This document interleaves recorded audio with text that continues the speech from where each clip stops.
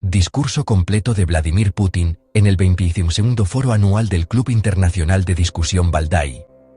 La participación de Putin en el foro fue de casi 4 horas, y el discurso inicial duró casi 1 hora. Hay muchas definiciones de relevancia que consideramos es un documento de mucha importancia que merece análisis exhaustivo. El 2 de octubre, el presidente de Rusia, Vladimir Putin, participó en la sesión plenaria de la 22ª reunión anual del Club Internacional de Debates Valdai. El mandatario dedicó su discurso al asunto de la multipolaridad, que se hace eco del tema principal del evento de este año. Un mundo policéntrico, instrucciones de uso.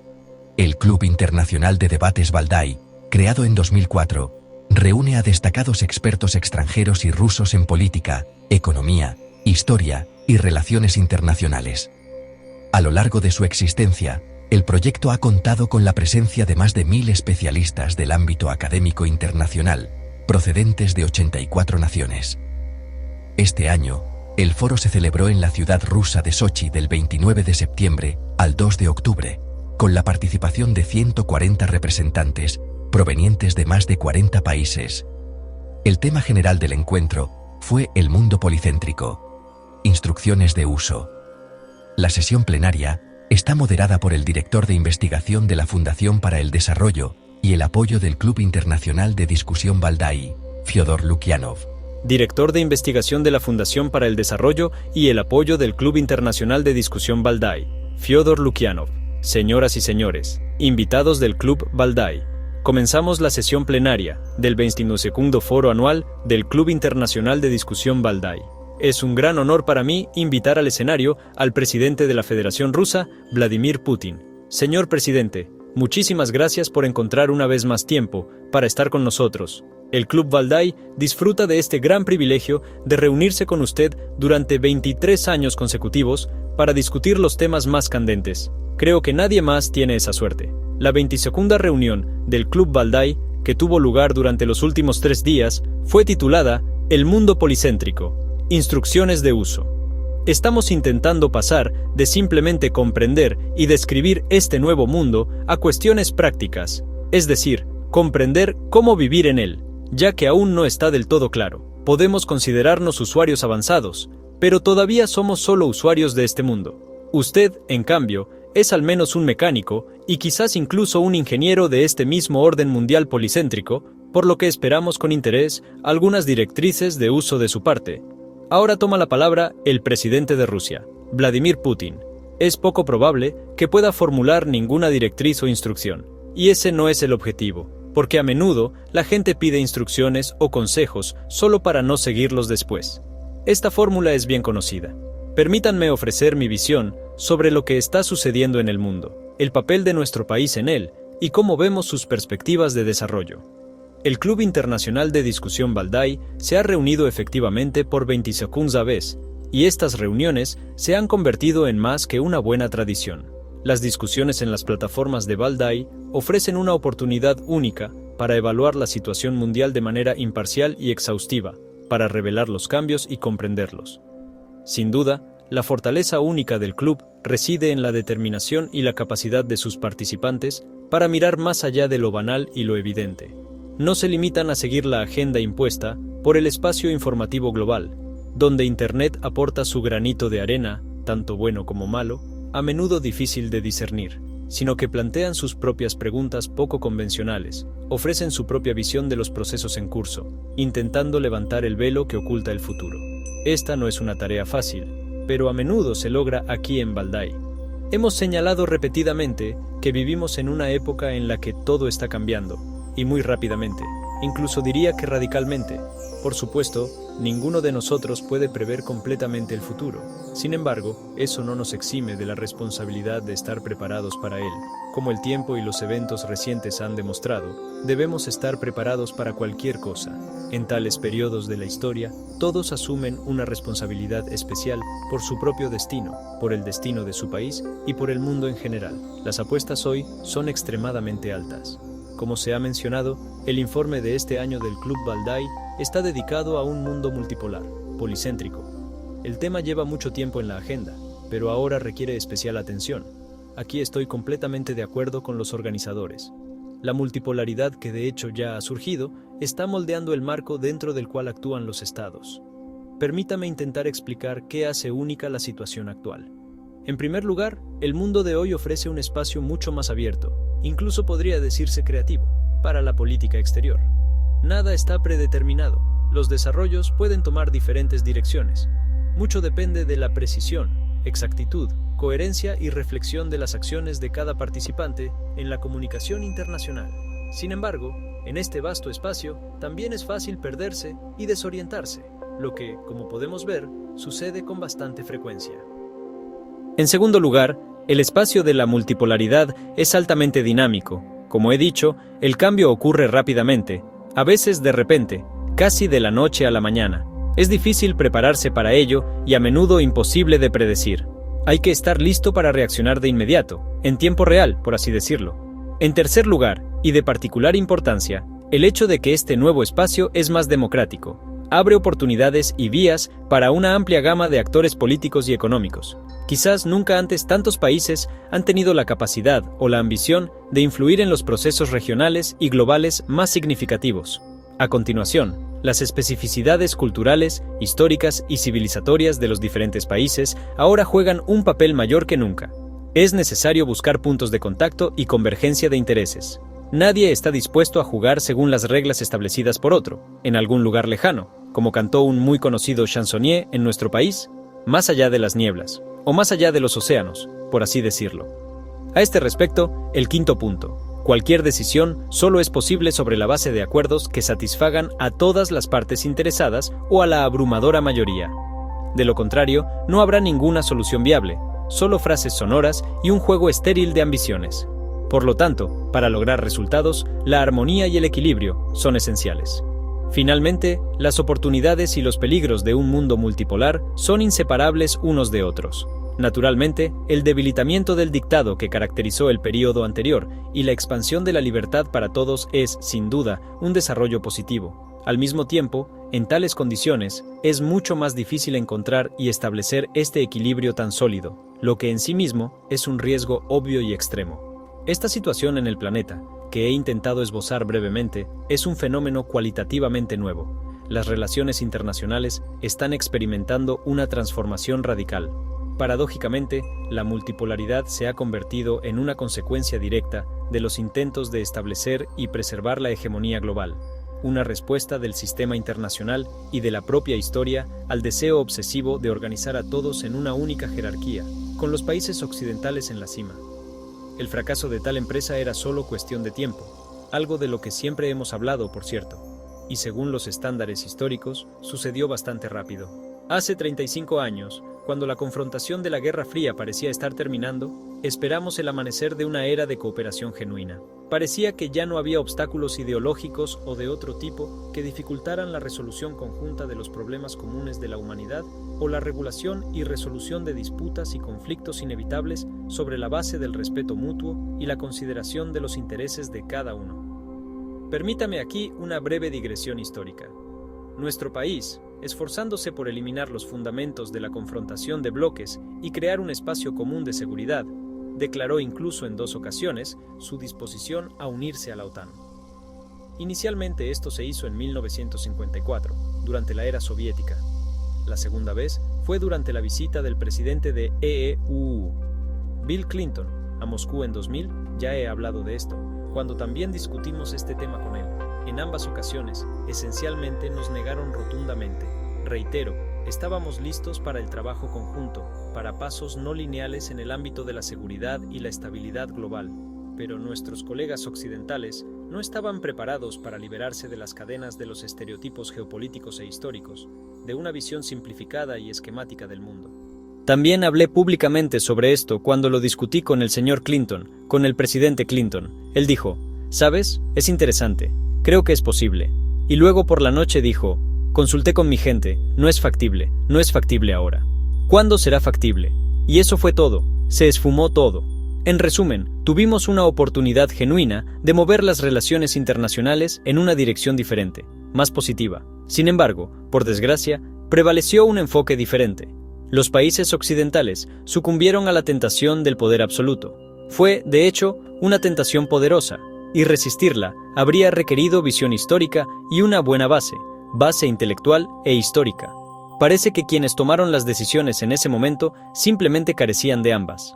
En efecto, el poder de Estados Unidos y sus aliados alcanzó su punto máximo a fines del siglo XX, pero nunca ha habido, ni habrá, una fuerza capaz de gobernar el mundo, dictando a todos cómo actuar, cómo vivir, incluso cómo respirar. Tales intentos se han hecho, pero todos y cada uno de ellos han fracasado. Sin embargo, debemos reconocer que muchos encontraron que el llamado orden mundial liberal era aceptable e incluso conveniente. Es cierto, una jerarquía limita severamente las oportunidades para aquellos que no están en la cima de la pirámide, o, si prefieren, en la cima de la cadena alimenticia. Pero aquellos en la base se vieron liberados de responsabilidad. Las reglas eran simples. Acepta los términos, encaja en el sistema, recibe tu parte, por modesta que sea, y sé feliz. Otros pensarían y decidirían por ti. Y sin importe lo que diga nadie ahora, sin importar cuántos intenten disfrazar la realidad, así fue como fue. Los expertos reunidos aquí lo recuerdan y lo entienden perfectamente.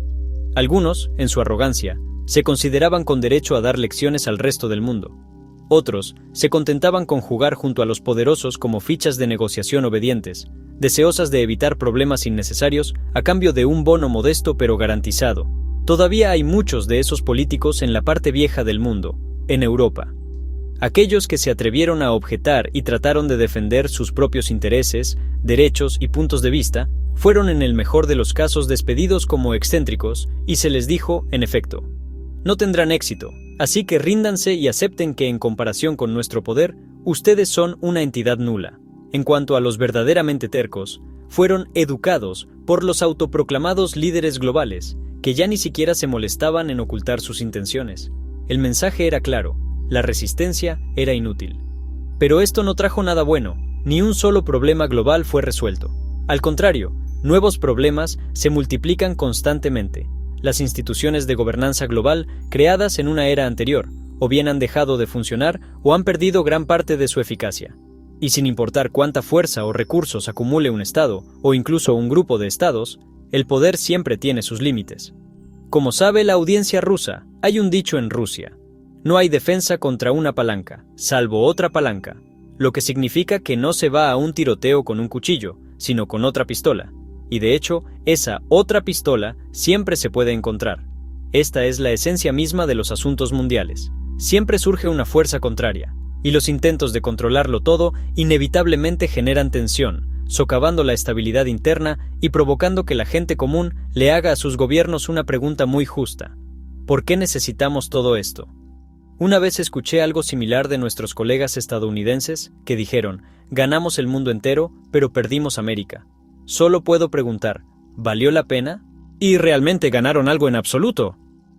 Un claro rechazo a las excesivas ambiciones de la élite política de las principales naciones de Europa Occidental ha surgido y está creciendo en las sociedades de esos países.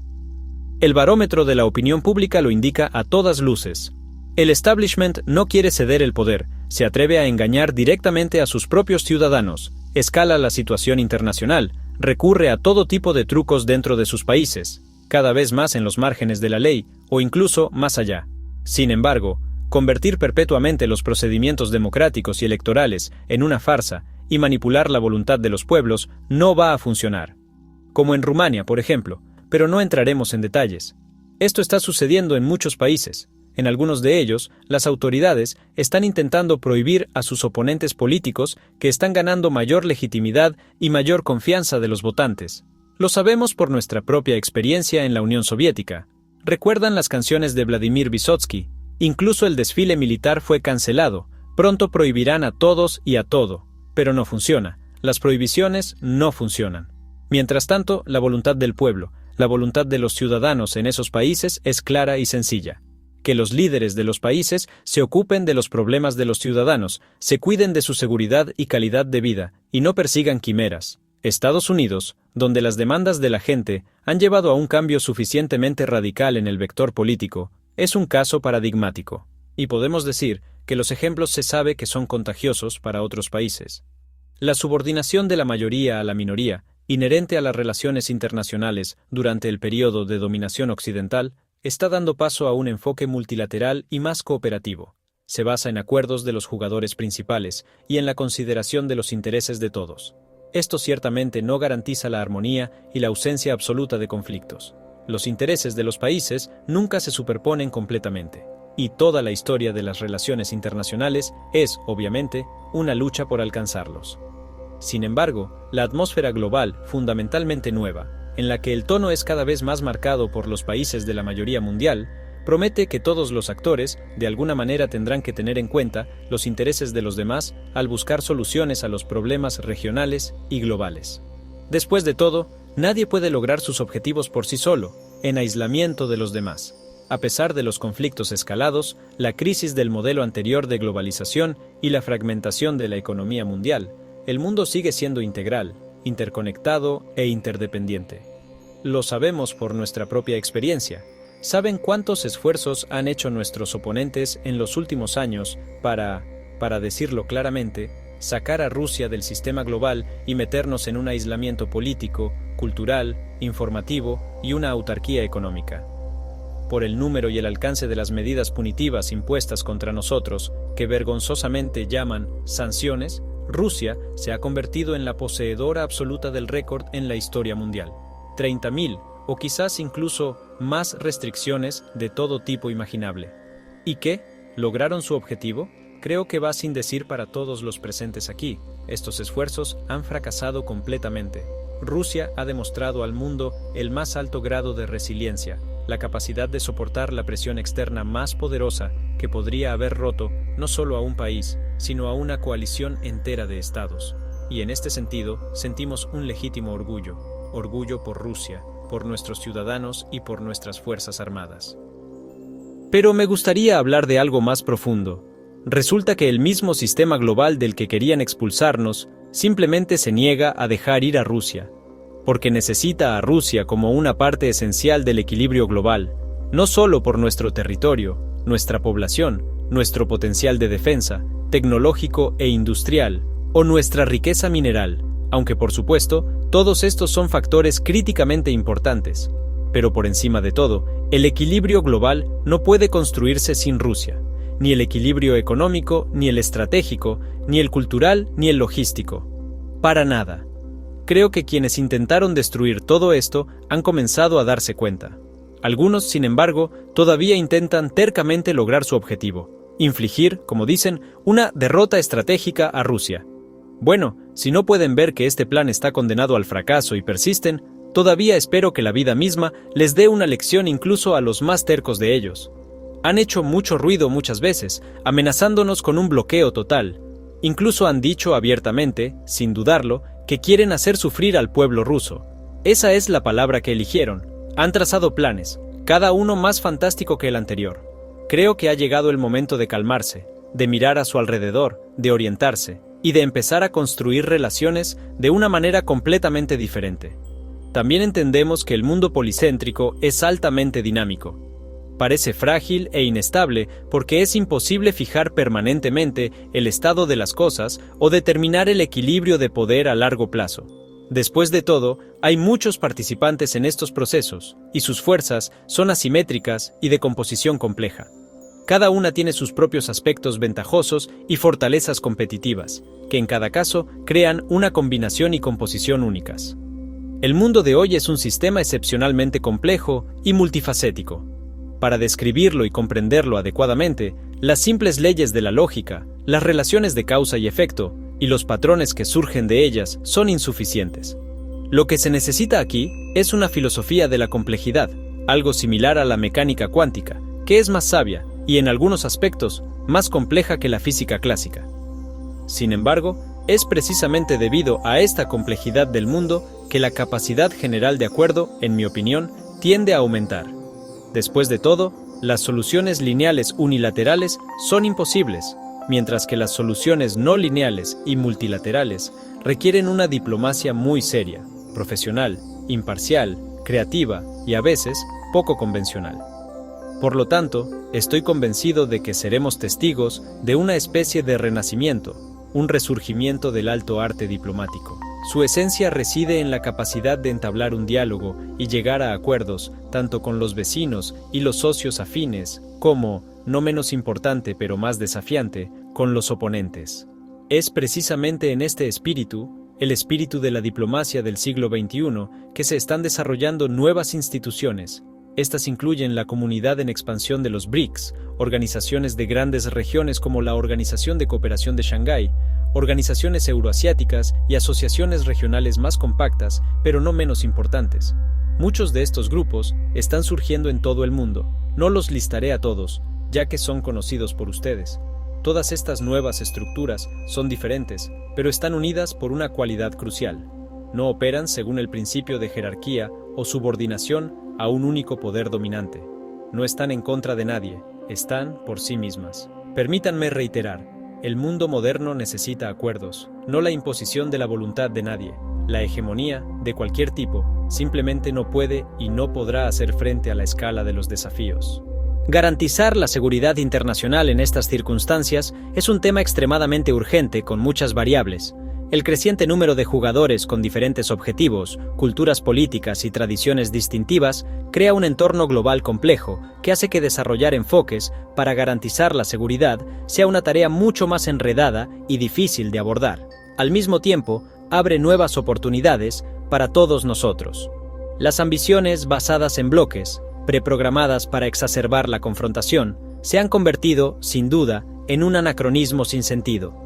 Vemos, por ejemplo, con qué diligencia nuestros vecinos europeos intentan parchear y enyesar las grietas que recorren el edificio de Europa. Sin embargo, quieren superar la división y afianzar la tambaleante unidad de la que antes se jactaban, no abordando eficazmente los problemas internos, sino inflando la imagen de un enemigo. Es un viejo truco, pero el punto es que la gente en esos países ve y entiende todo. Por eso salen a las calles a pesar de la escalada externa y la búsqueda continua de un enemigo, como mencioné anteriormente. Están recreando una imagen de un viejo enemigo, el que crearon hace siglos, que es Rusia. La mayoría de la gente en Europa encuentra difícil entender por qué deberían tener tanto miedo de Rusia como para oponerse a ella, debiendo ceñirse aún más el cinturón, abandonar sus propios intereses, simplemente cederlos y perseguir políticas que son claramente perjudiciales para sí mismos. Sin embargo, las élites gobernantes de la Europa unida continúan azuzando la histeria. Afirman que la guerra con los rusos está casi a la puerta. Repiten esta tontería, este mantra, una y otra vez. Francamente, cuando a veces miro y escucho lo que dicen, pienso que no pueden creer esto. No pueden creer cuando dicen que Rusia está a punto de atacar a la OTAN. Es simplemente imposible creerlo, y sin embargo, están haciendo que su propia gente lo crea. Entonces, ¿qué clase de gente son? ¿O son completamente incompetentes? Si de verdad lo creen, porque creer semejante tontería es simplemente inconcebible, o simplemente deshonestos, porque no lo creen ellos mismos, pero están tratando de convencer a sus ciudadanos de que es cierto. ¿Qué otras opciones hay? Francamente, estoy tentado a decir, calmaos, dormid tranquilamente, y ocupaos de vuestros propios problemas. Mirad lo que está pasando en las calles de las ciudades europeas, lo que está pasando con la economía, la industria, la cultura y la identidad europeas, las deudas masivas y la creciente crisis de los sistemas de seguridad social, la migración incontrolada y la violencia rampante, incluida la violencia política, la radicalización de grupos de izquierda, ultraliberales, racistas y otros marginales. Tomad nota de cómo Europa se desliza hacia la periferia de la competencia global. Sabemos perfectamente lo infundadas que son las amenazas sobre los presuntos planes agresivos de Rusia con los que Europa se asusta a sí misma. Acabo de mencionar esto, pero la autosugestión es algo peligroso, y simplemente no podemos ignorar lo que está sucediendo. No tenemos derecho a hacerlo, por nuestra propia seguridad. Para reiterar, por nuestra defensa y seguridad. Por eso estamos siguiendo de cerca la creciente militarización de Europa. ¿Es solo retórica o es hora de que respondamos? Escuchamos, y ustedes también son conscientes de ello, que la República Federal de Alemania está diciendo que su ejército debe volver a ser el más fuerte de Europa. Bueno, de acuerdo, estamos escuchando atentamente y siguiendo todo para ver qué se quiere decir exactamente con eso. Creo que nadie duda que la respuesta de Rusia tardará poco en llegar. Por decirlo suavemente, la respuesta a estas amenazas será muy convincente. Y será de hecho una respuesta. Nosotros mismos nunca hemos iniciado una confrontación militar. Carece de sentido, es innecesaria y simplemente absurda. Distrae de los problemas y desafíos reales. Tarde o temprano, las sociedades inevitablemente pedirán cuentas a sus líderes y élites por ignorar sus esperanzas, aspiraciones y necesidades. Sin embargo, si alguien todavía siente la tentación de desafiarnos militarmente, como decimos en Rusia, la libertad es para los libres. Que lo intente. Rusia ha demostrado una y otra vez, cuando surgen amenazas para nuestra seguridad, para la paz y tranquilidad de nuestros ciudadanos, para nuestra soberanía y los propios cimientos de nuestra estatalidad, respondemos rápidamente. No hay necesidad de provocación, no ha habido ni una sola instancia en la que esto terminara bien para el provocador, y no se deben esperar excepciones en el futuro, no las habrá. Nuestra historia ha demostrado que la debilidad es inaceptable, ya que crea tentación, la ilusión de que la fuerza puede usarse para resolver cualquier asunto con nosotros.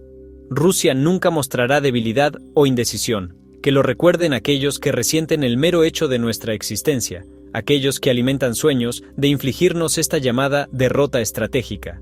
Por cierto, muchos de los que hablaron activamente de esto, como decimos en Rusia, algunos ya no están aquí y otros están lejos. ¿Dónde están estas figuras ahora?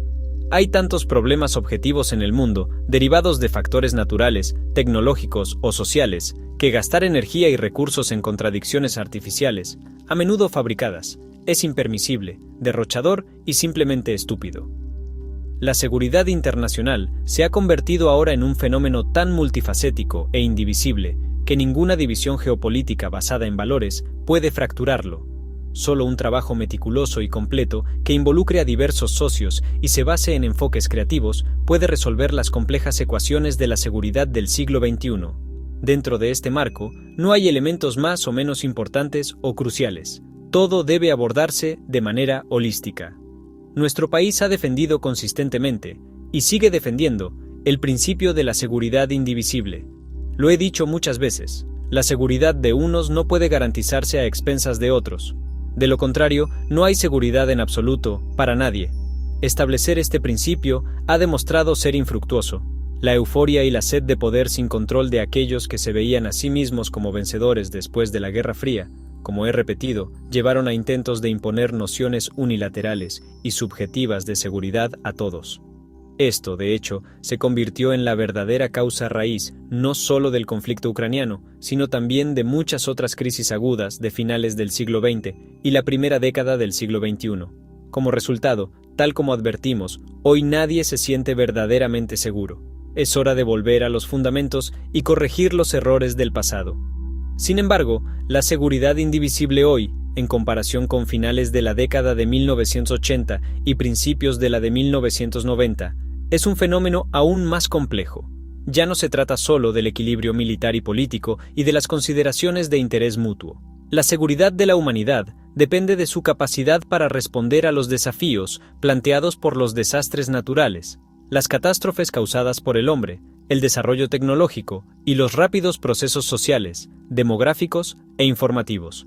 Todo esto está interconectado, y los cambios ocurren en gran medida por sí mismos, con frecuencia, ya lo he dicho, de manera impredecible, siguiendo su propia lógica y reglas internas, y a veces, me atrevo a decir, incluso más allá de la voluntad y las expectativas de las personas. La humanidad corre el riesgo de volverse superflua en tal situación, simplemente una observadora de los procesos que nunca podrá controlar. ¿Qué es esto sino un desafío sistémico para todos nosotros y una oportunidad para que todos trabajemos juntos de manera constructiva? No hay respuestas preparadas aquí, pero creo que la solución a los desafíos globales requiere, en primer lugar, un enfoque libre de prejuicios ideológicos y patetismo didáctico, al estilo de «ahora les diré qué hacer». En segundo lugar, es importante entender que este es un asunto verdaderamente común e indivisible que requiere esfuerzos conjuntos de todos los países y naciones. Cada cultura y civilización debería hacer su contribución porque, repito, nadie por separado conoce la respuesta correcta.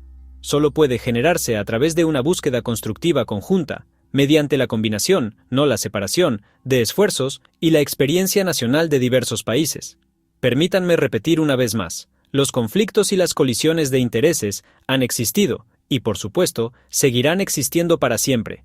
La pregunta es cómo resolverlos. Un mundo policéntrico, como ya he dicho hoy, es un retorno a la diplomacia clásica, cuando la resolución requiere atención, respeto mutuo, pero no coerción.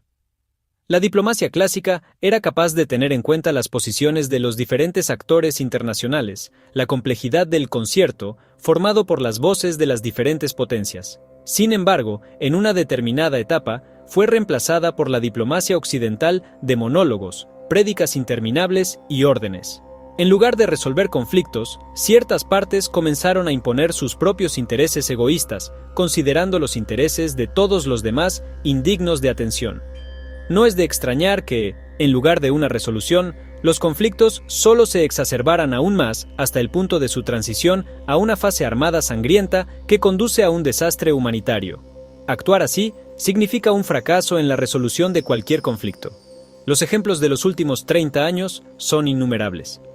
Uno de ellos es el conflicto palestino-israelí, que no puede resolverse siguiendo las recetas de la diplomacia occidental desequilibrada, que ignora groseramente la historia, las tradiciones, la identidad y la cultura de los pueblos que viven allí. Tampoco ayuda a estabilizar la situación en Oriente Medio en general, que por el contrario, se está degradando rápidamente. Ahora estamos conociendo con más detalle las iniciativas del presidente Trump. Me parece que en este caso aún puede aparecer alguna luz al final del túnel. La tragedia de Ucrania es también un ejemplo horroroso. Es un dolor para los ucranianos y los rusos, para todos nosotros. Las razones del conflicto ucraniano son conocidas por cualquiera que se haya tomado la molestia de indagar en los antecedentes de su fase actual y más aguda. No volveré sobre ellos. Estoy seguro de que todos en esta audiencia los conocen bien y conocen mi postura sobre este tema, que he articulado muchas veces. Algo más también es bien conocido. Aquellos que alentaron, incitaron y armaron a Ucrania, que la instigaron a antagonizar a Rusia, que durante décadas fomentaron un nacionalismo rampante y el neonazismo en ese país. Francamente, perdón por la crudeza, no les importaba un bledo los intereses de Rusia, o, para el caso, los de Ucrania. No sienten nada por el pueblo ucraniano. Para ellos, los globalistas y expansionistas de Occidente y sus sirvientes en Kiev son material desechable. Los resultados de tal aventurismo temerario están a la vista de todos, y no hay nada que discutir.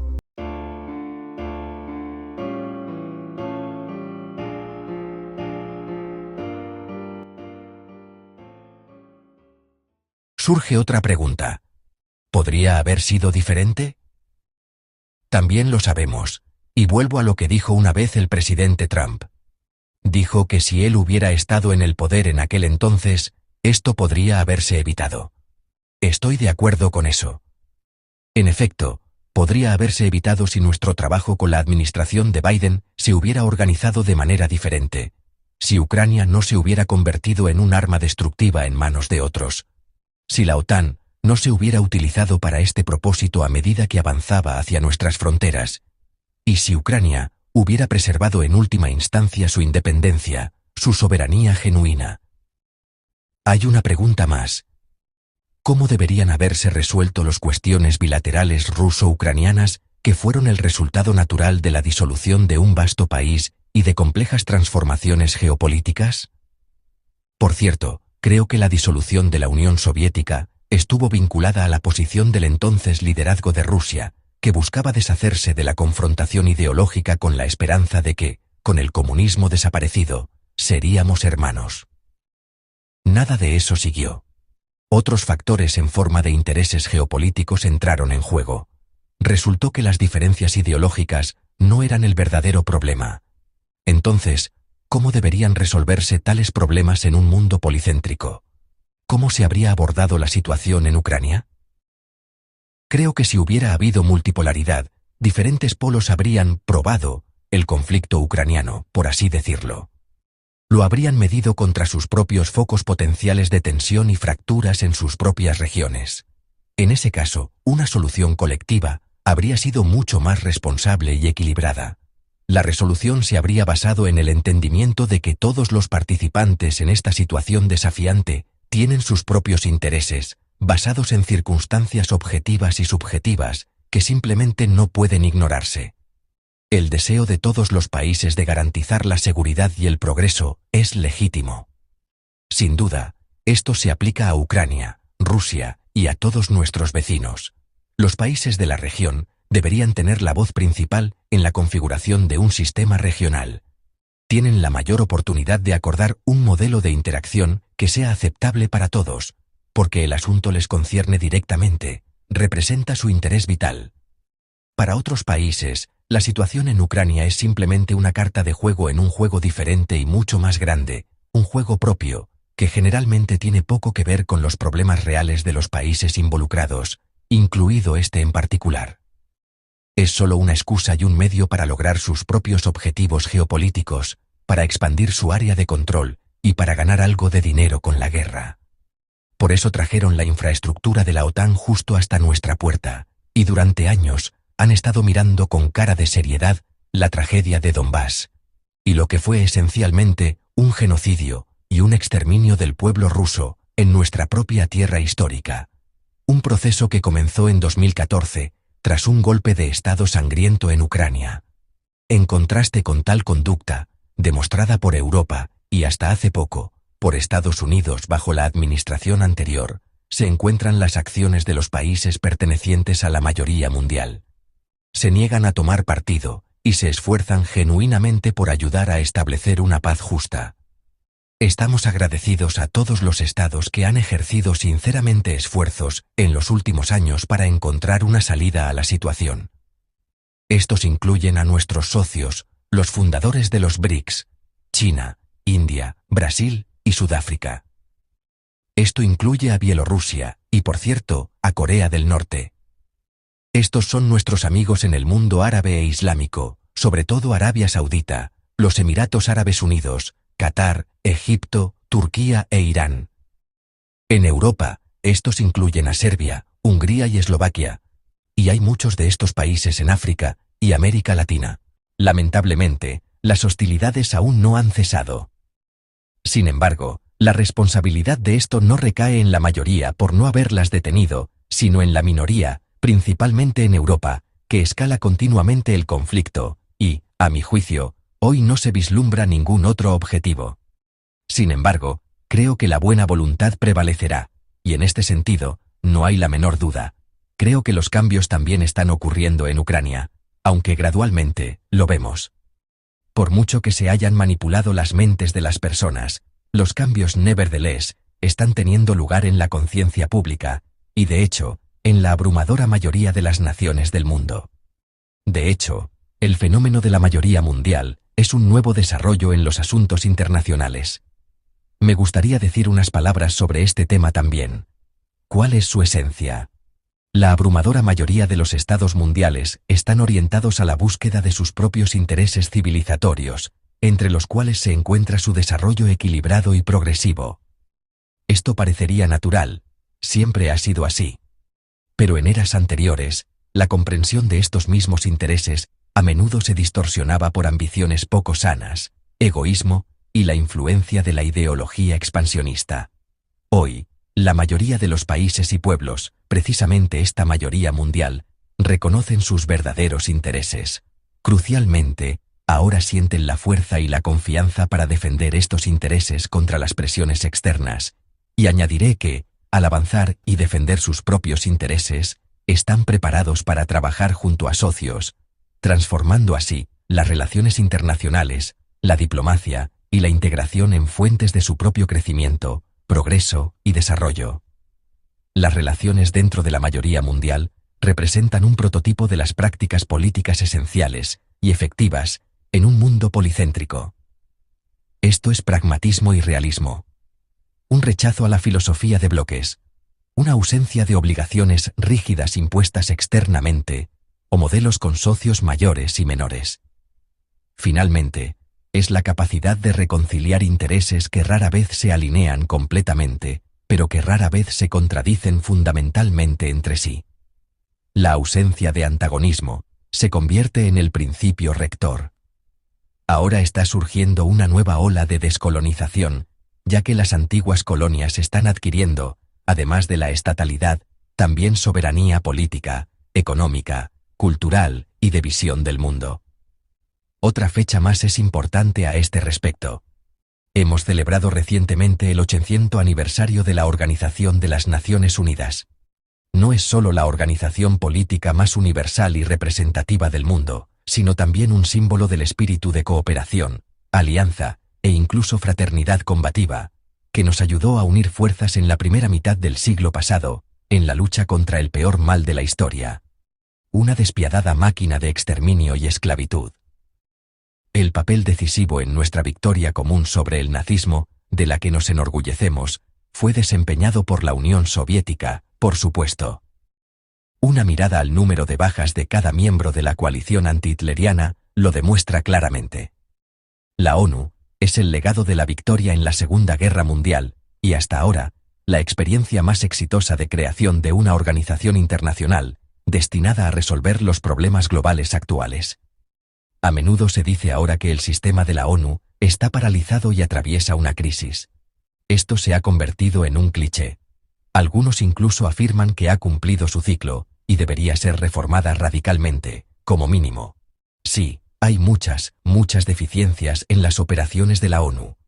Sin embargo, no hay nada mejor que la ONU hasta ahora, y debemos admitirlo. En realidad, el problema no está en la ONU, que tiene un vasto potencial. El problema radica en cómo nosotros, las Naciones Unidas que han sido desunidas, estamos utilizando ese potencial. No hay duda de que la ONU tiene que hacer frente a desafíos. Como cualquier otra organización, debería adaptarse a las realidades cambiantes. Sin embargo, es extremadamente importante preservar la esencia fundamental de la ONU durante su reforma y actualización, no solo la esencia que se incrustó en ella en su creación, sino también la esencia que ha adquirido en el complicado proceso de su desarrollo. Vale la pena recordar en este contexto que el número de Estados miembros de la ONU ha aumentado casi 4 veces desde 1945.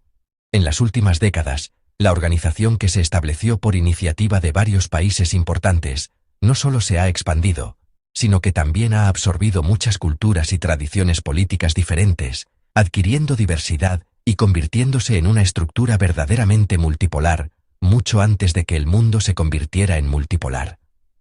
El potencial del sistema de la ONU solo ha comenzado a desplegarse, y confío en que este proceso se completará muy rápidamente en la nueva era naciente. En otras palabras, los países de la mayoría mundial constituyen ahora una abrumadora mayoría en la ONU, y su estructura y órganos de gobierno deberían, por lo tanto, ajustarse a este hecho, lo que también estará mucho más en consonancia con los principios básicos de la democracia. No lo negaré.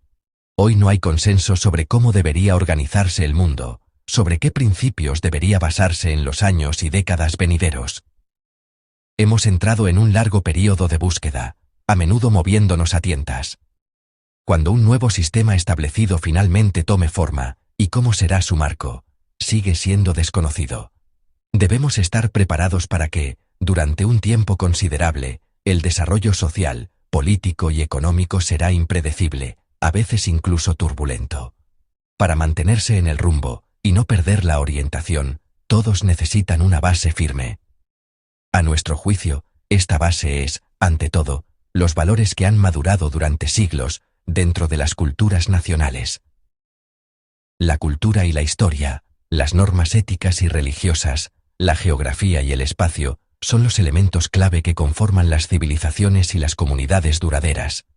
Definen la identidad nacional, los valores y las tradiciones, proporcionando la brújula que nos ayuda a resistir las tormentas de la vida internacional. Las tradiciones son siempre únicas, cada nación tiene la suya. El respeto a las tradiciones es la primera y más importante condición para unas relaciones internacionales estables y para resolver los desafíos emergentes. El mundo ya ha vivido intentos de unificación, de imponer modelos llamados universales que chocaban con las tradiciones culturales y éticas de la mayoría de los pueblos. La Unión Soviética una vez cometió este error imponiendo su sistema político, lo sabemos, y francamente, no creo que nadie discuta. Más tarde, Estados Unidos recogió el testigo, y Europa también lo intentó. En ambos casos, fracasó. Lo superficial, lo artificial, lo impuesto desde fuera, no puede durar. Y quienes respetan sus propias tradiciones, por regla general, no invaden las de los demás. Hoy, contra el telón de fondo de la inestabilidad internacional, se atribuye una importancia especial a los propios cimientos de desarrollo de cada nación, aquellos que no dependen de la turbulencia externa. Vemos cómo los países y los pueblos recurren a estas raíces, y esto está sucediendo no solo en la mayoría mundial, sino también dentro de las sociedades occidentales. Cuando todos se centran en su propio desarrollo sin perseguir ambiciones innecesarias, se vuelve mucho más fácil encontrar un terreno común con los demás. Como ejemplo, podemos mirar la experiencia reciente de interacción entre Rusia y Estados Unidos. Como saben, nuestros países tienen muchos desacuerdos. Nuestras visiones sobre muchos de los problemas del mundo difieren. Pero esto no es nada fuera de lo común para las grandes potencias, de hecho, es absolutamente natural. Lo importante es cómo resolvemos estos desacuerdos, y si podemos resolverlos pacíficamente. La actual administración de la Casa Blanca es muy directa sobre sus intereses, stating lo que quiere directamente, incluso de manera contundente a veces, como estoy seguro de que estarán de acuerdo, pero sin hipocresía innecesaria. Siempre es preferible tener claro lo que quiere la otra parte y lo que están tratando de lograr. Es mejor que tratar de adivinar el significado real detrás de una larga cadena de equívocos, lenguaje ambiguo y insinuaciones vagas. Podemos ver que la actual administración de EEUU se guía principalmente por sus propios intereses nacionales, tal como los entiende. Y creo que este es un enfoque racional. Pero entonces, si me permiten, Rusia también tiene derecho a ser guiada por sus propios intereses nacionales. Uno de los cuales, por cierto, es la restauración de relaciones plenas con Estados Unidos. Independientemente de nuestros desacuerdos, si dos partes se tratan mutuamente con respeto, entonces sus negociaciones, incluso las más desafiantes y obstinadas, seguirán estando dirigidas a encontrar un terreno común. Y eso significa que, en última instancia, se pueden lograr soluciones mutuamente aceptables. La multipolaridad y el policentrismo no son solo conceptos, son una realidad que ha llegado para quedarse. ¿Qué tan pronto y con qué eficacia podamos construir un sistema mundial sostenible dentro de este marco, ahora depende de cada uno de nosotros? Este nuevo orden internacional, este nuevo modelo, solo puede construirse a través de esfuerzos universales, una empresa colectiva en la que todos participen. Permítanme ser claro. La era en la que un grupo selecto de las potencias más fuertes podía decidir por el resto del mundo se ha ido, y se ha ido para siempre. Este es un punto que deben recordar aquellos que sienten nostalgia por la era colonial, cuando era común dividir a los pueblos en aquellos que eran iguales y aquellos que eran, para usar la famosa frase de Orwell, más iguales que otros. Todos estamos familiarizados con esa cita. Rusia nunca ha entretenido esta teoría racista, nunca ha compartido esta actitud hacia otros pueblos y culturas, y nunca lo hará. Estamos por la diversidad, por la polifonía, por una verdadera sinfonía de valores humanos. El mundo, como estoy seguro de que estarán de acuerdo, es un lugar monótono y sin color cuando es monótono. Rusia ha tenido un pasado muy turbulento y difícil. Nuestra propia estatalidad se forjó a través de la superación continua de desafíos históricos colosales. No quiero sugerir que otros estados se desarrollaron en condiciones de invernadero, por supuesto que no. Sin embargo, la experiencia de Rusia es única en muchos aspectos, como lo es el país que ha creado. Permítanme ser claro, esto no es una reclamación de excepcionalismo o superioridad. Es simplemente una declaración de hechos. Rusia es un país distintivo. Hemos pasado por numerosas convulsiones tumultuosas, cada una de las cuales ha dado al mundo en qué pensar sobre una gama diversa de cuestiones, tanto negativas como positivas. Pero es precisamente este bagaje histórico el que nos ha dejado mejor preparados para la compleja situación global no lineal y ambigua en la que todos nos encontramos ahora. A través de todas sus pruebas, Rusia ha demostrado una cosa: fue, es y siempre será. Entendemos que su papel en el mundo está cambiando, pero invariablemente sigue siendo una fuerza sin la cual la verdadera armonía y el equilibrio son difíciles, y a menudo imposibles, de lograr. Este es un hecho probado, confirmado por la historia y el tiempo. Es un hecho incondicional. En el mundo multipolar de hoy, esa misma armonía y equilibrio solo pueden lograrse a través de un esfuerzo conjunto y común. Y quiero asegurarles hoy que Rusia está lista para este trabajo. Muchas gracias.